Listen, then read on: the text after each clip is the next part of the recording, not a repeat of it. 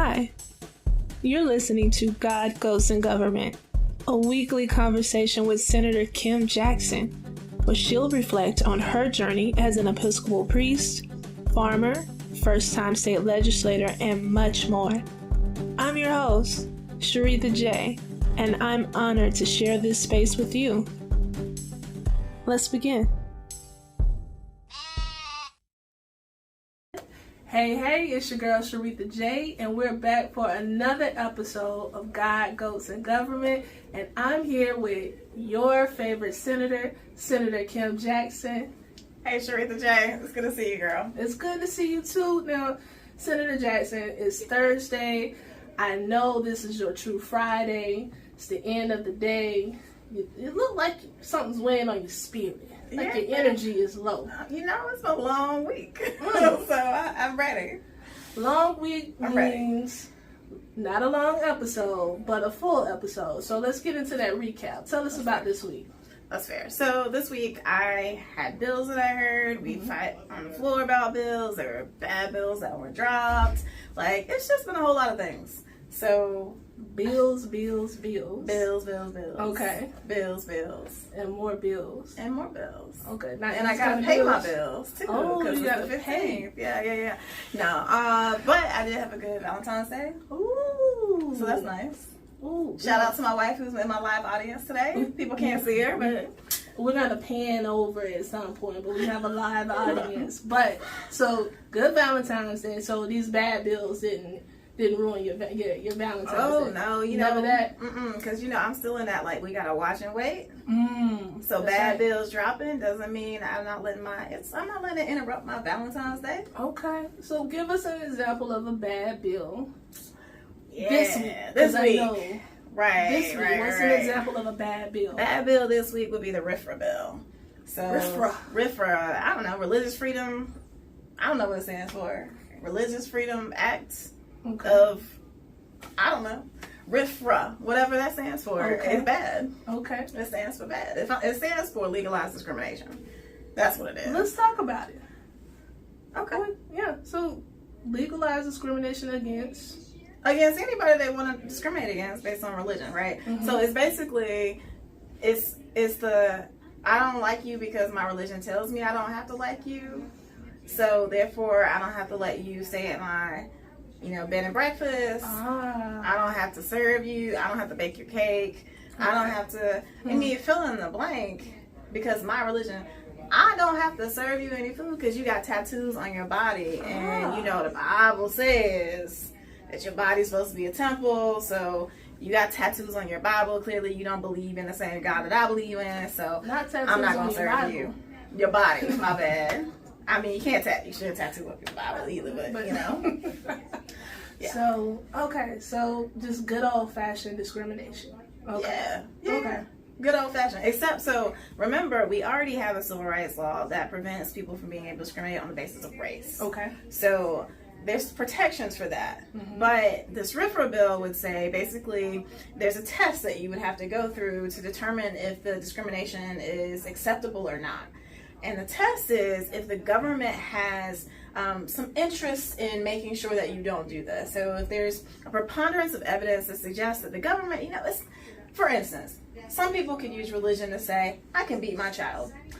Now the government can step in and say, look, we have an interest as a government to protect the welfare of our children. Right. So they probably would strike that down and say, yo, you can't beat your child. Okay. Right? Okay. But then when they do make that ruling, they have to then do the most least restrictive thing on you so that you can express your religion as best you can. So, I'll give a different example. Okay. So, Florida has a RFRA bill. Okay. There was a Muslim woman who wore a niqab, who covered her face, a veil with her face. And so when she went to the DMV to get her picture taken, she did not want to she didn't want to uncover, right? And so she used the RFRA bill, the Freedom of Religion, to say, hey, you can't discriminate against me. You can't make me do this because this is my religion. Went to court, and the court said, oh, well, the government does have some compelling interest in being able to see your face on an ID. However, the least restrictive way for us to enact this and to respect your religion as best we can is we will allow you to go into a private room and have a female photographer who does the photo so that you don't have to unveil out in the lobby with everybody else. Okay. That was kind of the compromise. So the author of the RFRA bill here in Georgia, Ed Setzler, who happens also to be a Paladin, go Paladins. Okay. F.U. Setzler 1 time, 2 times, and 3 times. We're not doing this season. Still gotta look up what a paladin is. Right. But so that's his argument for why this RFRA bill is useful, because it kind of sets up this opportunity for you to have this equation for, is this okay to discriminate against or is it not, and where do we meet or compromise in the middle?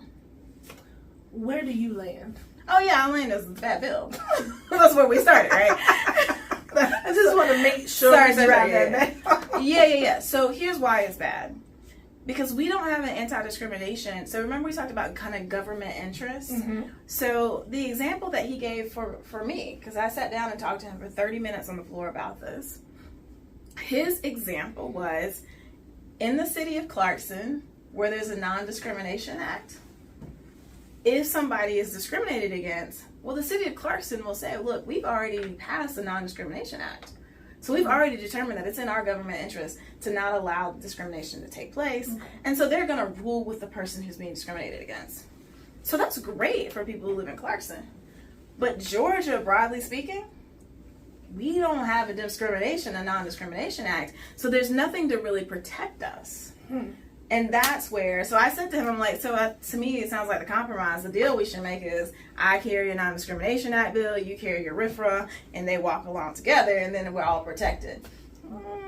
He's a Furman alum, but on this time, he wasn't using good Furman logic, so he wasn't for that.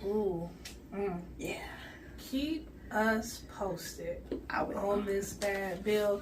Now we're getting notification from our live studio audience that RFRA actually stands for Religious Freedom Restoration Act. So we want to make sure you all have the correct information. Thank you so much. I'm very grateful that I have a wife over there who can use Google, because I did not know what it meant, but I knew it meant bad bill. That's what I knew. Bad bill. So now, yes, we're getting into the bills season here, and yes, that's a bad bill, but it can't be all bad this week, right? No, of course not. There's always something good, right? Yeah, absolutely. Like, I had a bill that went through Judy today, or this week. What? No, look, who's Judy? Or what's Judy? What's Judy? Who is Judy?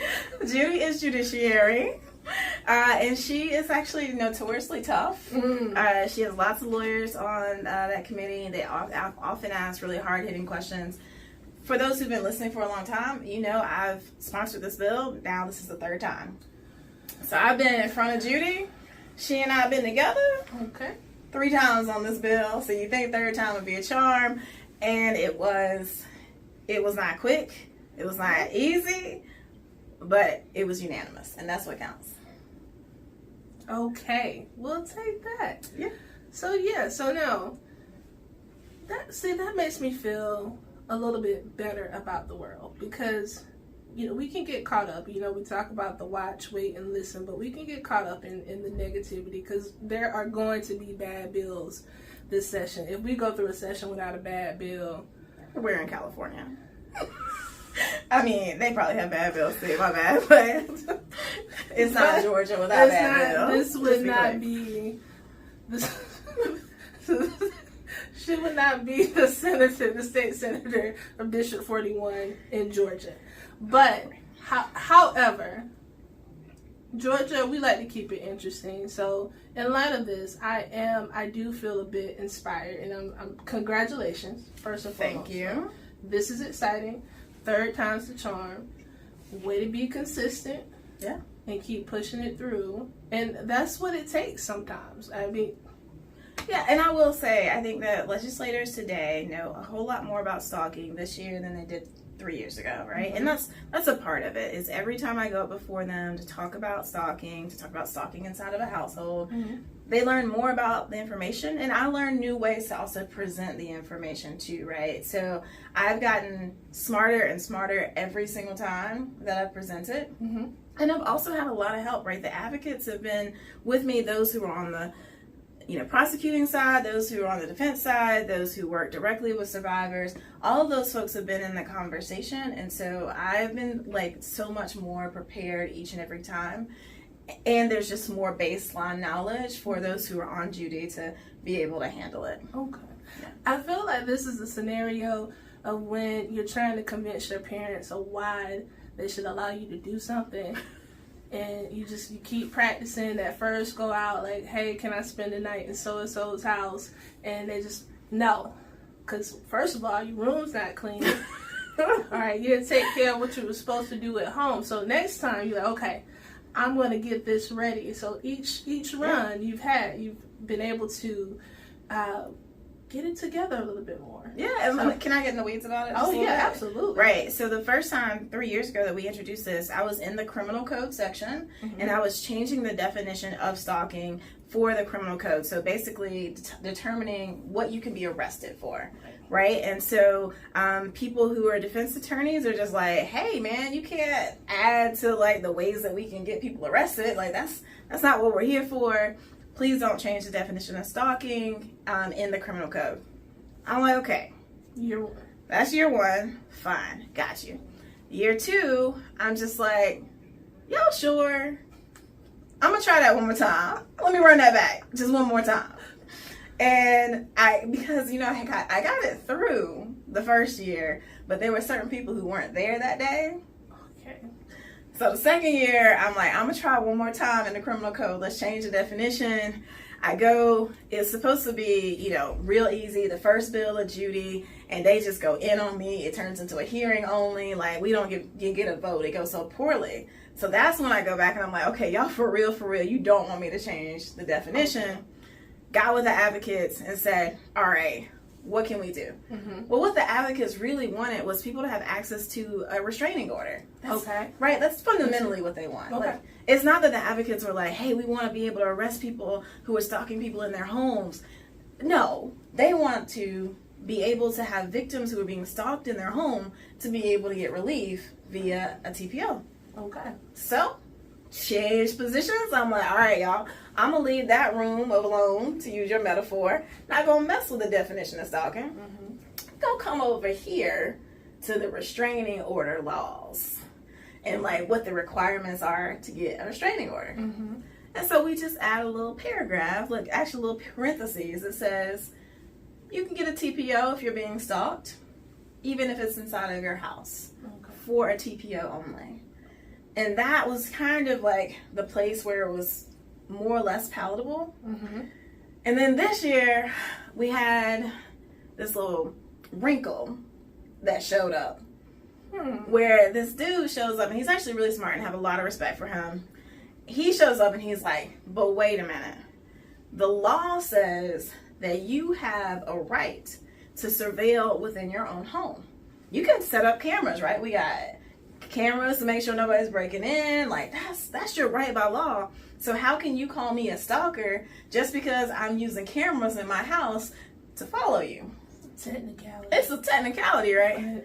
But because I've been trying to get my parents to pass this bill for so long, and I've met with so many people about this, I already knew how to respond. And I'm just like, listen, y'all, Mr. Weaver, he's right. By law, you can put cameras all over your home and your property, except where he didn't quote the code was the very last sentence that says, you can surveil except in places where there's a reasonable expectation of privacy.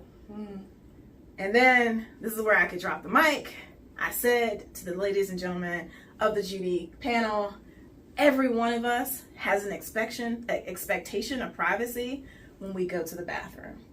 No matter whose house you visit, you expect there not to be a camera in the bathroom. And you also expect to have a certain amount of privacy in a bedroom unless you've invited a camera into it. And that was it. That sealed the deal. And we are out, unanimous.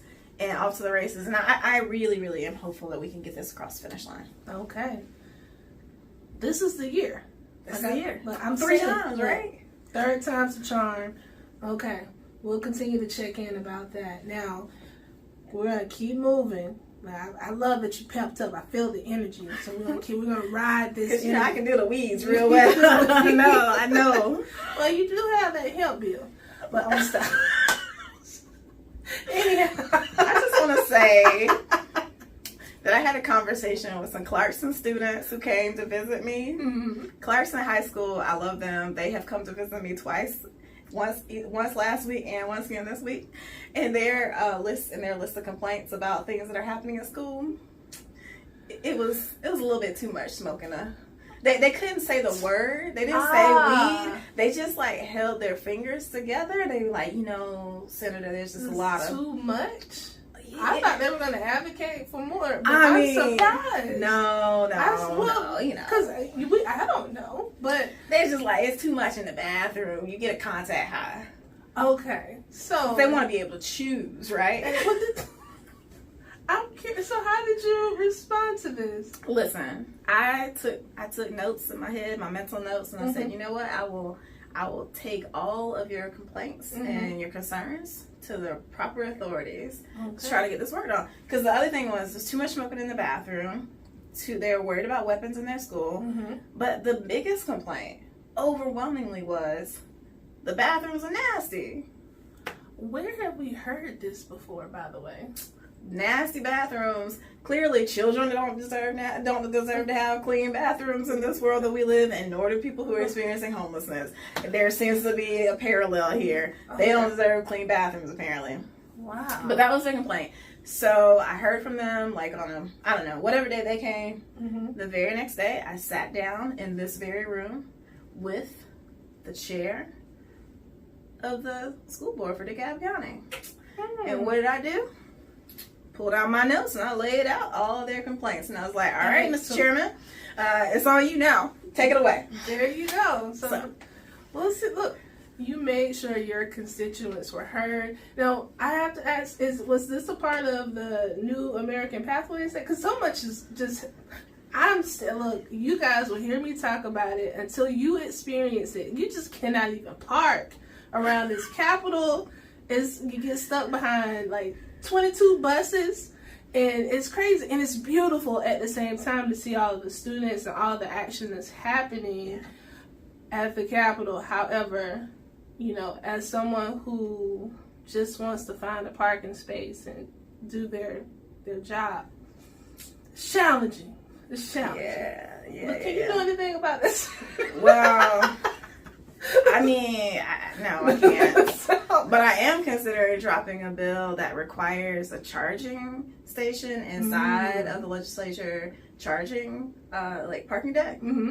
I want to tailor it very specifically to be state buildings that have at least 500 parking spaces that are inside on Capitol Hill, so that they know exactly where I'm talking about. Because we don't have any charging stations. It's very specific. It is. But if we had charging stations on the inside of our parking deck, I wouldn't be out there in spaces that you might want to get, or that other people want to get. See, I am trying to fix your problem. That's why I hope Georgia Power is listening, because y'all the ones that could put it in for me. There we go. But on that note, yes. I got a thing for us, though. Well, hold on. What is it? Okay. You know how our catalytic converter got stolen from our van? I'm still taking, that was harsh. It was harsh. It sounds like a Harley. But yes, I remember. Right, I'm sure you haven't forgotten. So the catalytic converter got stolen from the van on some day, but I was notified that it was stolen on Friday. Right. You know what bill I was reading about over the weekend? Catalytic converter bills. This is a real issue. How many catalytic converters have we lost? We've lost 2 catalytic converters at Church of the Common Ground, and it's when we park in a parking lot, we use the vans quite often. However, we're not driving them at night, so sometimes when we go and we crank up our vans to go and serve our parishioners, it sounds like a Harley because our catalytic converter has grown legs and walked away. So actually, it self cuts itself off. It cuts itself. It dismembers itself first, and then it walks underneath the fence that it's in, and goes and sells itself for parts. So what did this bill?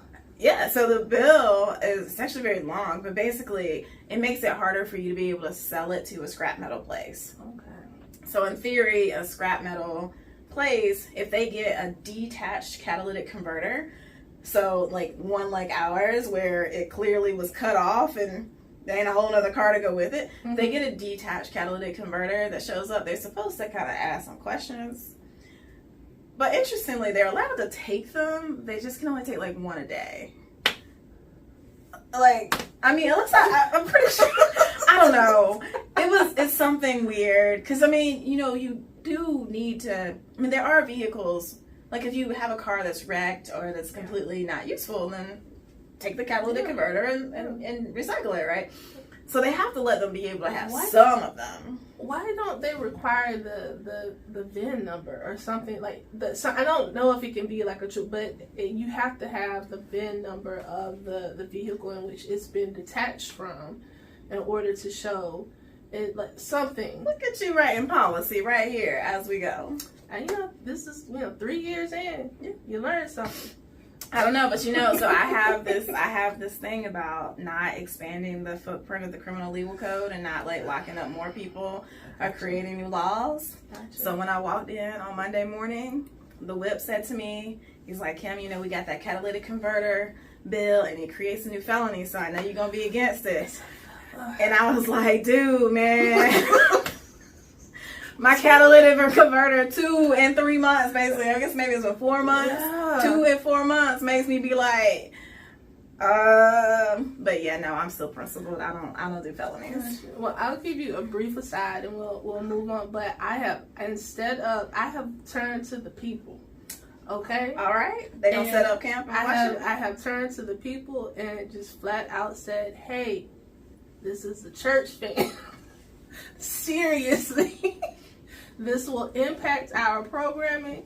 If you want your coffee and your hot chocolate, please let people know that this fan and this one over here is off limits. Okay? So we'll see what the will of the people shall be. Hopefully, we don't know, but outside of that, we are most grateful for insurance. So very grateful for insurance and grateful for anybody who's listening who's like, hey, we know you got a deductible. We'll send you a tax writable gift to help defray the cost of 2 catalytic converters. So that's just my plug. I can make it for my church. Those things are expensive. They are. That said, this is a good time to remind you guys to go on over. If you're not already following at Kim for Georgia, go ahead, subscribe, click on YouTube. Right, we're officially up with the YouTube channel. Also, Facebook, Instagram, and Twitter. Follow God, Ghosts, and Government. All things Kim Jackson. Right there at Kim for Georgia. Check us out. Check out Senator Jackson and all the wonderful things that she's doing, including I don't know. I think the photo of you and that alligator has started to make its way around the it's real. The internets. The interwebs.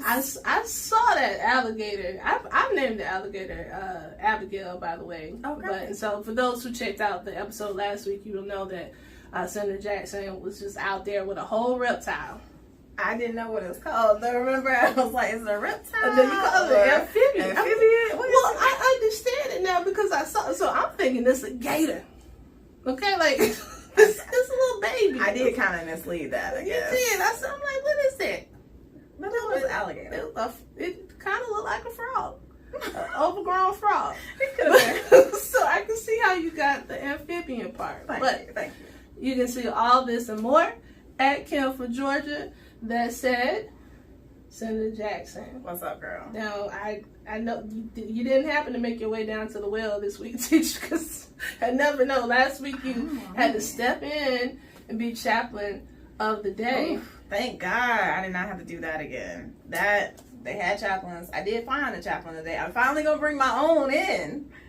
My very, very dear friend, the mother of my nephew, Reverend Nikki Mathis from Athens, is gonna come and be my chaplain today on crossover day, the longest day of the year, second to signing day. So I'm super excited about that. I'm glad that I finally get to bring somebody that, you know, I love and care about and who will bring a real good word. So that's wonderful. That's super exciting. Excellent. That's good news. Yeah.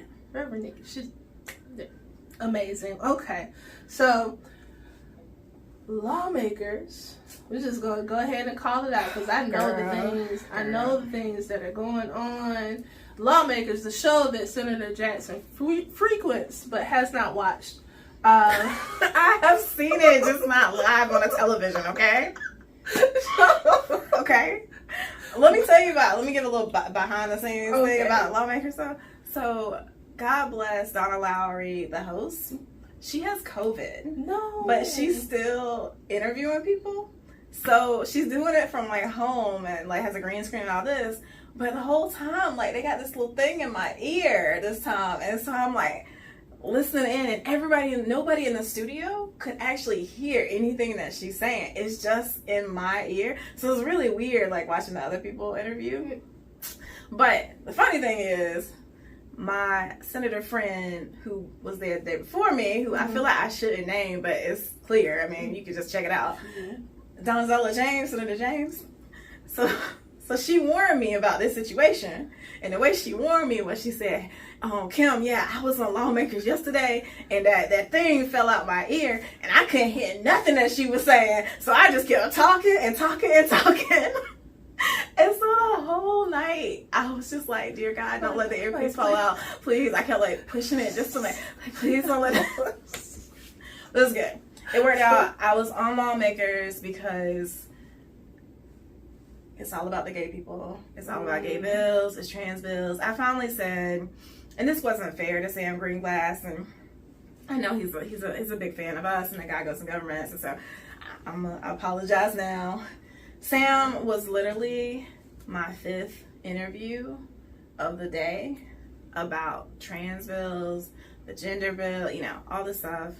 And after I spoke to him about it, I just looked at him and I said, Sam, you know that I know something about things that aren't just like LGBTQ issues, right? Like, I'm good for something else. You know that, right? And he got very apologetic, and it's not his fault, right? He just happened to be the 5th one. But I'm just like, you know, I worked really, really hard to be well-informed about an array of issues, right? And like to be really, really well-prepared. But they only want to call me about this particular piece. They just want to call me about gay people. So he apologized. He asked me, you know, what else are you working on, Senator? And, you know, we'll try to talk to you about something else. And I don't know, maybe he was responsible for this because about 30 minutes later, my chief of staff, Daniel, called me and he was like, hey, News Channel 2, they want to talk to you about homelessness issues. See, to me, you know, I know it's called God, Goats, and Government, and right now we automatically hop into the government piece because it's right then and there. But to me, this is a God moment because one, you are recognizing, you are returning to a place and understanding, like, hey, an apology can be offered in this moment. Like, I can see the God in this of just naming, like, hey, I am more than this particular piece. But also naming, like, hey, I am more. Like, this is true. So they called you for the other thing that you are very, which is cool. I mean, I am very well versed in homelessness issues, and it was a nice reprieve.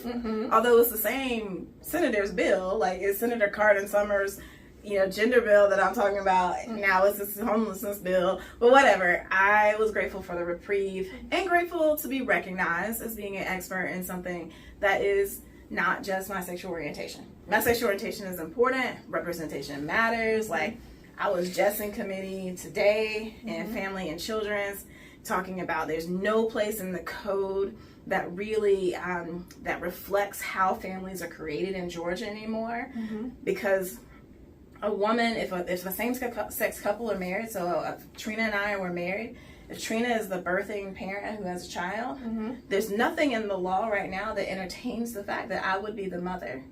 The closest that I can get is by doing a step-parent adoption.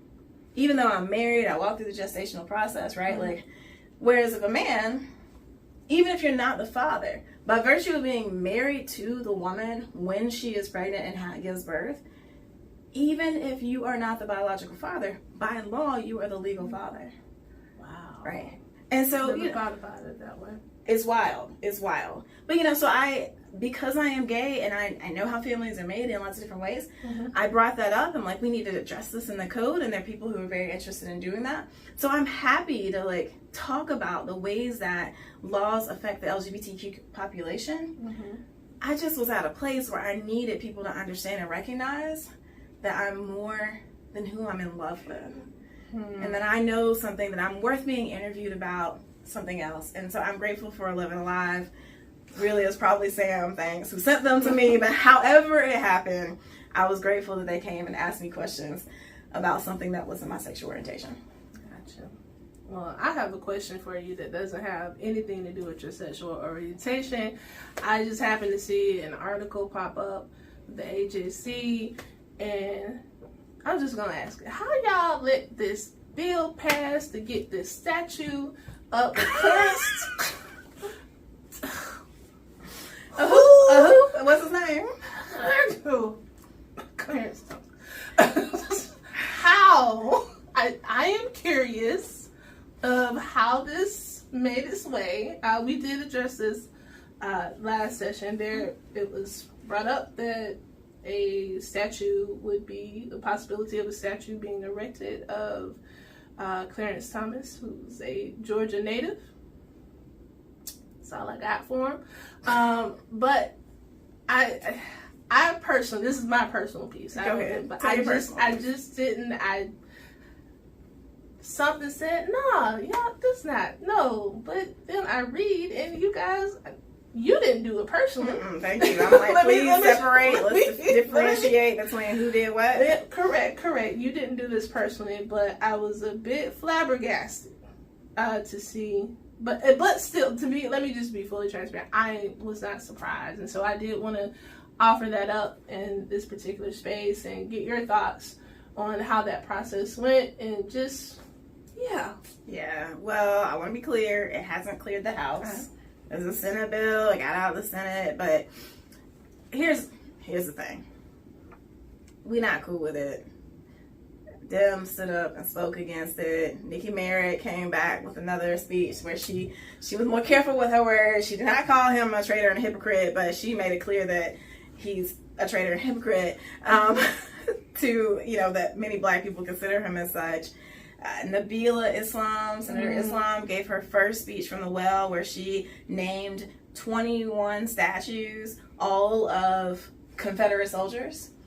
And was just like, so we know that Clarence Thomas's wife is an insurrectionist.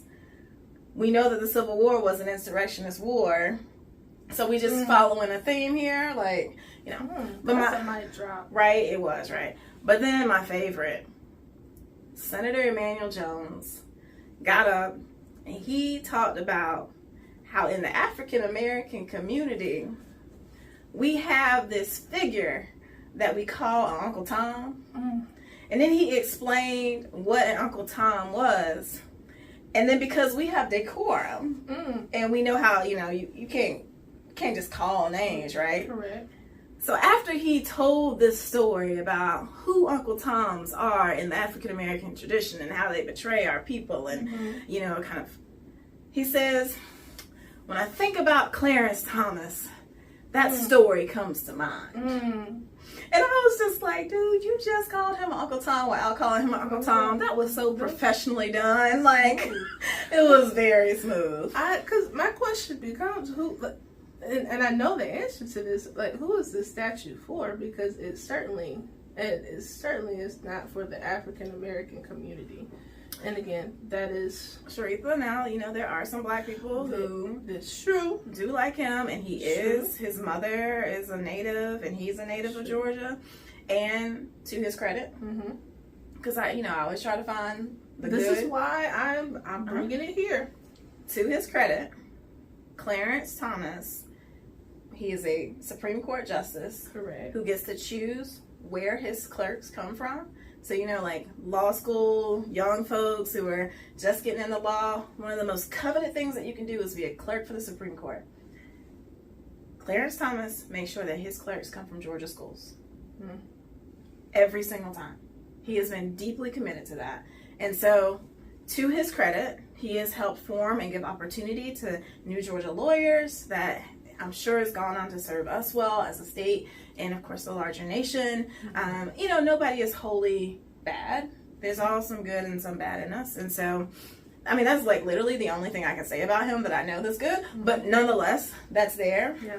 And I will say the bill sponsor, represents the little town that he's from. And, it's like the only thing that's good that's come out of, I don't even know the name of the town, Pinpoint, Quitman, something. I'm just making up names now. But just like with RIFRA and what that stood for. I'm tired. Just because I don't. Anyway, Senator Ben Watson represents District Number 1, which is where Clarence Thomas is from. And so he wants a hometown boy to have a statue. And Tanya Anderson, Senator Anderson, she asked just one question to him. What's that? Can you find a place down there where he was born to put that statue?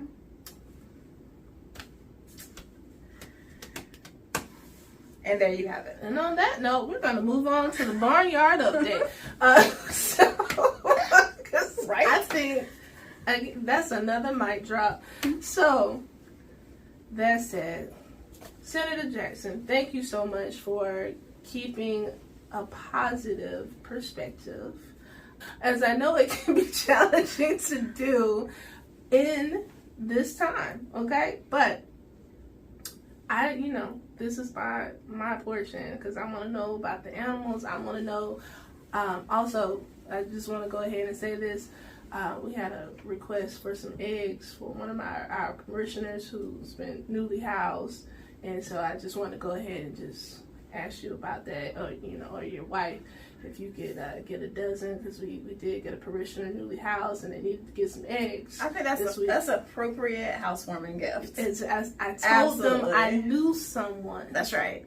Okay, that had a direct egg plug. Okay, so I just figured I'd go ahead and bring that up. But what's happening at the barnyard this week?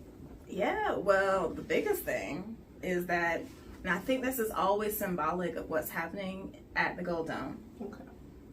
Our dogs, our beloved, beautiful polar bears of dogs, they have been Houdiniing. Every night, we feed them, we give them pets, we say goodnight, please watch over all of our animals, keep them safe, dear ones. And then in the morning when I wake up, I find them not inside of the barnyard at all. But I can't figure out how they're getting out, because they're like in the front yard and they're like waiting for me. However they get out, they can't get back into, because they're like always like whining and being like, let me back in. And I'm just like, I feel like I haven't figured out what the symbolism is just yet. Okay. But I know, and I will when I figure out the connection, I'll let y'all know. But so our dog's been getting out. They've actually been getting out to the streets. My beloved spouse has put in a whole lot of time. God bless her. She's here today. God bless her for so much time and energy put into trying to figure out how they're working their magic.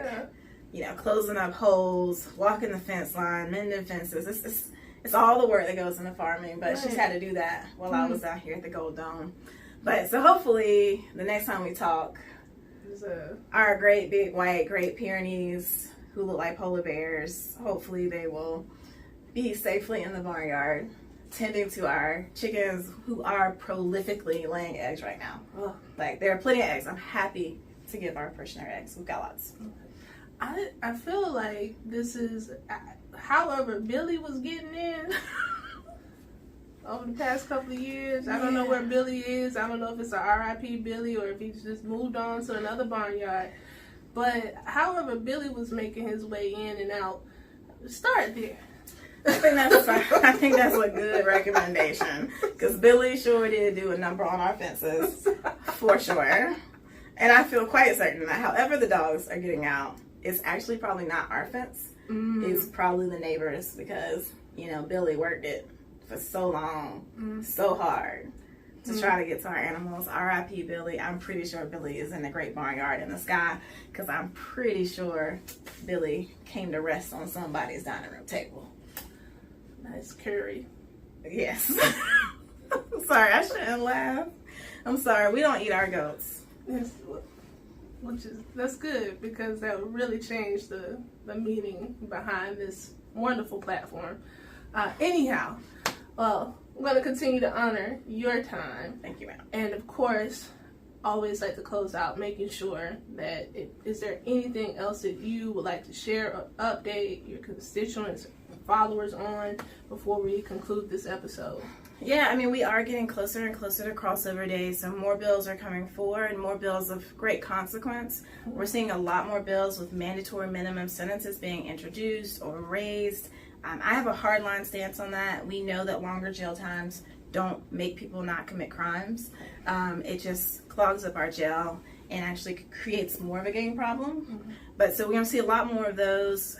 We are also hopefully going to see some good bills, though, that relate to DFACs, to children who are in foster care, helping make sure that we take care of those children better. So along with the bad, there is some good. Be on the lookout. I know some of you have seen me on the news multiple times this week about anti-transgender bills.